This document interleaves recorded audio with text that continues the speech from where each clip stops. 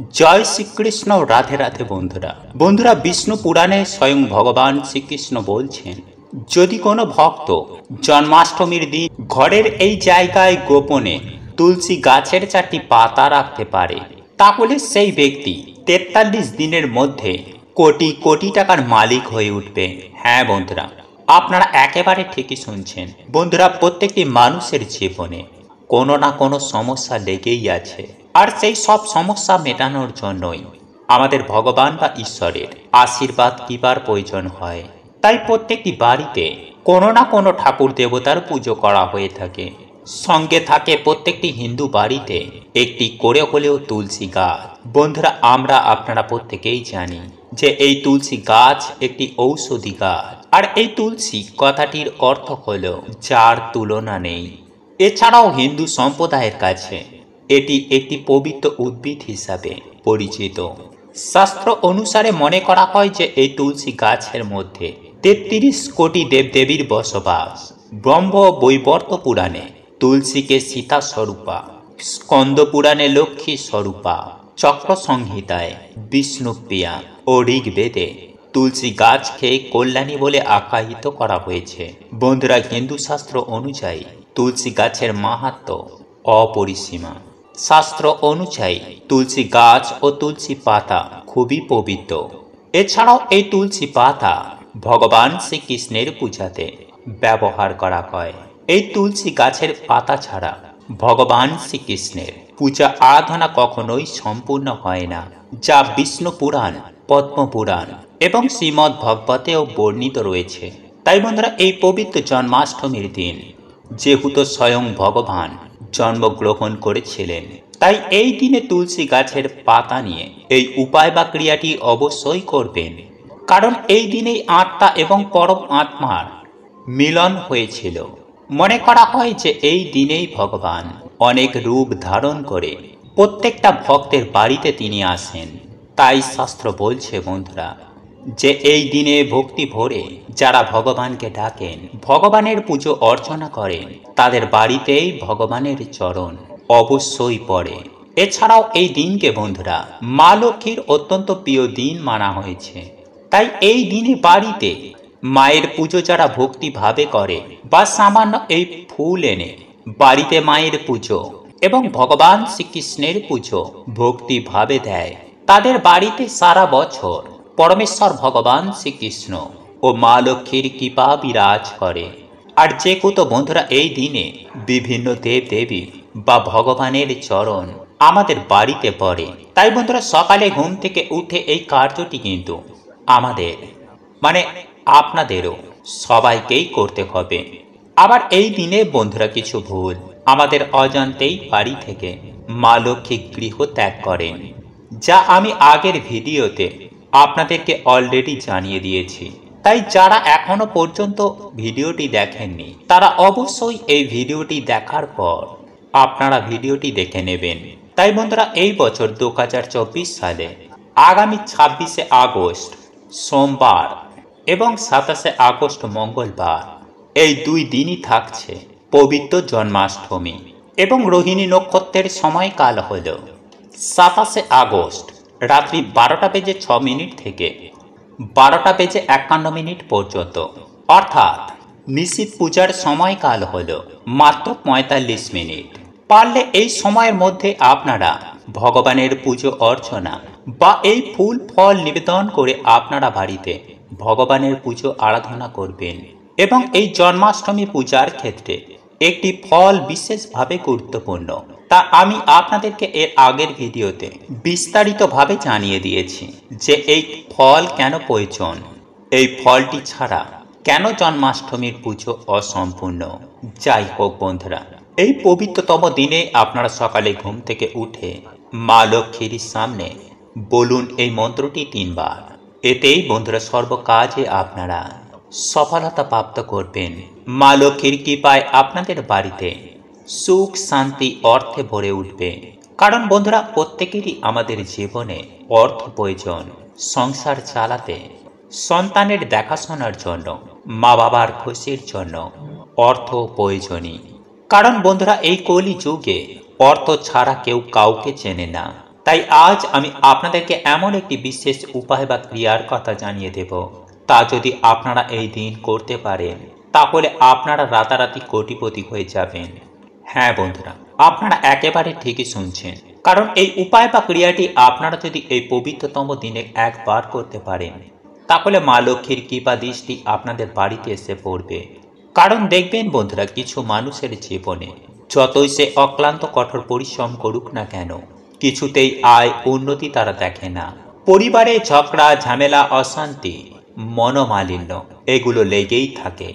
তাই যদি বন্ধুরা আপনারা আপনাদের জীবনে কিছুতেই যদি আপনারা সৌভাগ্যের মুখ দেখতে পাচ্ছেন না, তাহলে ভিডিওটি কিন্তু আপনারা অবশ্যই পুরো দেখুন এবং ভিডিওটি বন্ধুরা আপনারা একটি লাইক করে কমেন্টে আপনারা বলুন জয় শ্রীকৃষ্ণ, রাধে রাধে। বন্ধুরা, প্রত্যেকটা দিন আমরা আমাদের বাড়িতে বিভিন্ন দেবদেবীর আমরা পুজো আরাধনা করি, যাতে আমাদের বাড়িতে কোনো রকমের দুর্যোগ না আসে এবং বাকি দিনগুলো আমরা যাতে সৌভাগ্যে কাটাই। তাই যদি বন্ধুরা আপনারা কর্ম করছেন কিন্তু ঠিকমতো আপনাদের ইনকাম হচ্ছে না বা ইনকাম করা টাকা আপনাদের হাতে থাকছে না, কিছু না কিছু ভাবে ঠিক তা বাইরে বেরিয়ে যাচ্ছে, চারিদিকে ঋণ ধার দেনায় আপনারা জড়িয়ে যাচ্ছেন, তাহলে এর মানে বন্ধুরা আপনাদের বাড়িতে কোনো ভুলে বা কোনো দোষের জন্য আপনাদের বাড়িতে মা লক্ষ্মী পা রাখছেন না। এর কারণ বন্ধুরা, আমরা যত আধুনিক হচ্ছি ততই কিন্তু আমরা ঈশ্বরের ওপর থেকে বিশ্বাস হারিয়ে ফেলছি। বাড়িতে ঠিক মতন আমরা নিয়ম কানুন মানি না, আর তার ফলেই বন্ধুরা আমরা বিভিন্ন রকমের সমস্যায় জড়িয়ে পড়ছি। তাই আজকের এই ভিডিওটিতে বন্ধুরা আপনাদেরকে যে কাজটি করতে বলবো তার সাথে অবশ্যই কিন্তু আপনারা এই নিয়মগুলো মেনে চলবেন, নইলে যতই পুজো অর্চনা আপনারা বাড়িতে করুন না কেন, মা লক্ষ্মীর কখনোই কিন্তু আপনাদের ওপর কৃপা হবে না। কারণ বন্ধুরা, মা লক্ষ্মী এমন বাড়িতে কখনোই প্রবেশ করেন না। তাই ভিডিওটি বন্ধুরা আপনারা পুরো দেখুন, আপনার সকল প্রশ্নের উত্তর পেয়ে যাবেন। বন্ধুরা, শাস্ত্র অনুসার সকাল ও সন্ধ্যাকে সব থেকে গুরুত্বপূর্ণ বলে মনে করা হয়েছে। তাই এই দুই সময়ে আমাদের বাড়িতে পুজো অর্চনায় আমাদের বাড়িতে সৌভাগ্যের আগমন হয়, দেবদেবীরা প্রসন্ন হন। তাই সকালে ঘুম থেকে উঠে কিছু কার্যে আমাদের বাড়ি থেকে সকল দুর্ভাগ্যের নাশ হয়ে যায়। বিষ্ণু পুরাণে পরমেশ্বর ভগবান বিষ্ণু নিজে বলছেন যে এই দিনে সকালে ঘুম থেকে উঠে এই কার্যগুলো করে সেই বাড়িতে স্বয়ং মা লক্ষ্মীর নিবাস হয়। যেমন এই দিন যেই বাড়ির মানুষেরা খুব তাড়াতাড়ি ঘুম থেকে উঠে এবং সকালেই স্নান করে নেয়, স্নান করে এসে ঠাকুর ঘরে একটি প্রদীপ ধরায়, ভগবানের সামনে ধূপ ধুনো ধরায়, ভগবানের মন্ত্র জপ করে, তুলসী মঞ্চে জল অভিষেক করে, সেই বাড়িতে স্বয়ং লক্ষ্মী নারায়ণের বাস হয়। তাই বন্ধুরা আপনারা এই দিন সকালে ঘুম থেকে উঠে একটি প্রদীপ জ্বালিয়ে হাতে একটি 1 টাকার কয়েন নিয়ে মা লক্ষ্মীর সামনে আপনারা এই মন্ত্রটি পাঠ করবেন। আর তা হচ্ছে বন্ধুরা, ওম শ্রী লক্ষ্মী মহালক্ষ্মী মহালক্ষ্মী ইহি এহি সর্ব সৌভাগ্যম দেহি মে স্বাহা। এছাড়াও ভগবান শ্রীকৃষ্ণের সামনে হরে কৃষ্ণ মহামন্ত্র জপ করতে একদম ভুলবেন না। বন্ধুরা, এই দুটি মন্ত্র আপনারা যদি এই দিন 3 বার পাঠ করে তারপর সেই টাকাটিকে আপনারা মা লক্ষ্মীর চরণে রেখে দেবেন, দেখবেন বন্ধুরা কিছু দিনের মধ্যেই আপনাদের বাড়িতে কেমন সৌভাগ্যের আগমন হয়েছে। আপনাদের বাড়ি থেকে সকল দুঃখ কষ্ট দুর্ভাগ্যের নাশ হয়ে যাবে। যাই হোক বন্ধুরা, এইবার আমি আপনাদেরকে জানিয়ে রাখি যে এই পবিত্র জন্মাষ্টমীর দিন কোন সেই ফুল ভগবানকে নিবেদন করবেন।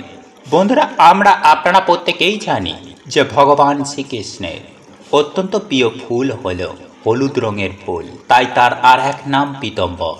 তাই আপনি যদি এই দিন হলুদ রঙের সমস্ত প্রকার ফুল দিয়ে পরমেশ্বর ভগবান শ্রীকৃষ্ণ গোপাল সোনাকে সাজাতে পারেন, হলুদ বস্ত্র পরিধান করাতে পারেন, তাহলে আপনার গোপাল সোনাও আপনার প্রতি অত্যন্ত প্রসন্ন হবেন। এছাড়াও মহাভারতে মহারাজ যুধিষ্ঠির সামনে শ্রীকৃষ্ণ নিজের পছন্দের ফুলের কথা উল্লেখ করেন। বন্ধুরা, স্বয়ং পরমেশ্বর ভগবান শ্রীকৃষ্ণ বলেন কুমুদ, করবী, মালতী, পলাশ ও বনমালা ফুল তার বড়ই প্রিয়। তাই এই ফুলগুলির মধ্যে যে কোনো একটি ফুল আপনি যদি এই দিন কোথাও দেখতে পান, তাহলে সেটি তৎক্ষণাৎ নিয়ে আপনার বাড়িতে আসুন এবং আপনার বাড়িতে থাকা গোপাল সোনাকে তথা ভগবান শ্রীকৃষ্ণকে অতি অবশ্যই তা নিবেদন করুন। দেখবেন এর ফলে আপনার সমস্ত প্রকারের দুঃখ কষ্ট দুর্ভাগ্যের নাশ হয়ে যাবে। ঠিক একই সঙ্গে এর পাশাপাশি আরও একটি বিষয় মাথায় রাখবেন যে পরমেশ্বর ভগবান শ্রীকৃষ্ণ মিষ্টি খেতে অত্যন্ত পছন্দ করেন, আর এই মিষ্টির মধ্যে মাখন, ননি এই দুটি খাবার অতি অবশ্যই নিবেদন করবেন। সেই সঙ্গে আপনারা পারলে আপনারা মিছরিও দিতে পারেন। তবে এই জন্মাষ্টমী পূজার ক্ষেত্রে যে ফলটি অতি অবশ্যই আপনাকে নিবেদন করতে হবে তা হলো একটি শসা। হ্যাঁ বন্ধুরা, এই শসা নিবেদন করতে আপনারা কখনোই ভুলবেন না, কারণ বিষ্ণু পুরাণ অনুসারে এই শসা ছাড়া জন্মাষ্টমীর পূজা সম্পূর্ণরূপে অসম্পূর্ণ।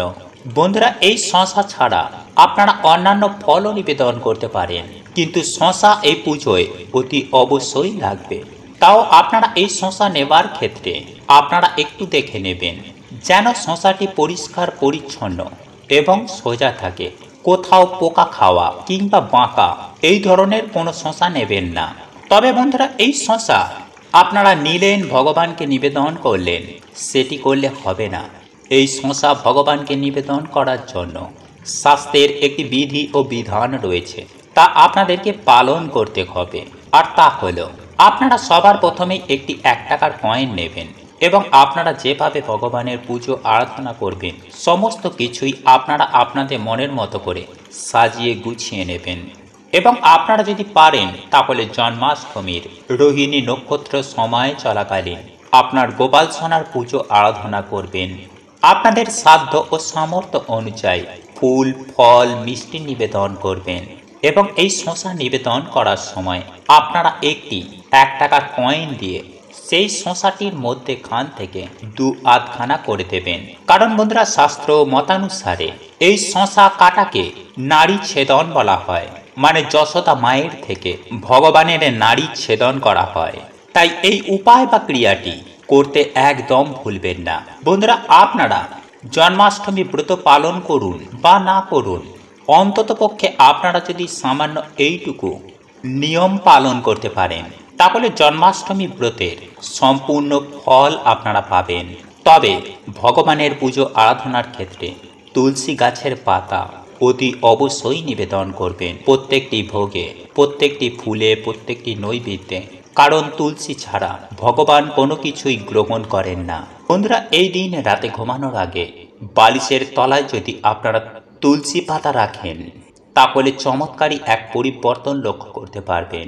হ্যাঁ বন্ধুরা, 4টি তুলসী পাতা রাতে ঘুমানোর আগে আপনারা আপনাদের সমস্যার কথা পরমেশ্বর ভগবান শ্রীকৃষ্ণের উদ্দেশ্যে বলে সেই তুলসী পাতা বালিশের তলায় রেখে দিন।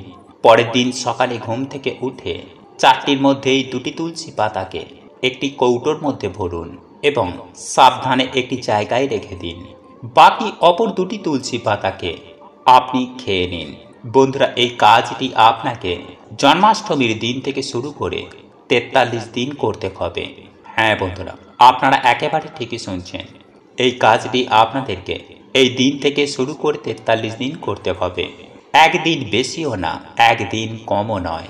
বন্ধুরা, এই 43 দিনের মাথায় কৌটোর মধ্যে রাখা তুলসী পাতাগুলো কোনো প্রবাহমান জলে ভাসিয়ে দিন।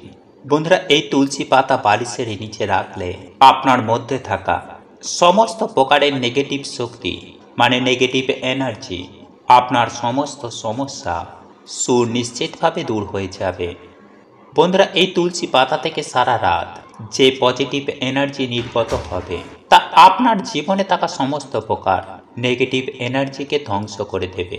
তবে বন্ধুরা, এই তুলসী পাতা আপনারা গাছ থেকে তুললেন আর বালিশের নিচে রেখে ঘুমালেন, এটি করলে একদমই হবে না। কারণ এই তুলসী পাতা শাস্ত্রের বিধি বিধান অনুসারে আপনাকে প্রয়োগ করতে হবে। তাই এই দিন সকাল সকাল ঘুম থেকে উঠে তুলসী গাছে জল নিবেদন করে তখন 4টি তুলসী পাতা চয়ন করবেন। সন্ধ্যার পর নতুবা পারলে নিশ্চিত পূজার সময় মানে রাত্রি 12:06 থেকে 12:51 মধ্যে আপনারা দুটি তুলসী পাতা ভগবানের দুটো চরণে নিবেদন করবেন। তবে এই তুলসী পাতা সব সময় উপর করে দেবেন এবং তুলসী পাতার যে ডাঁটি সেটি ওপর দিকে রাখবেন এবং অবশিষ্ট পড়ে থাকা দুটো তুলসী পাতা ভগবানের ভোগে দেবেন। যে ভোগ, যে নৈবেদ্য আপনি ভগবানের জন্য প্রস্তুত করেছেন সেই ভোগে অবশ্যই নিবেদন করবেন।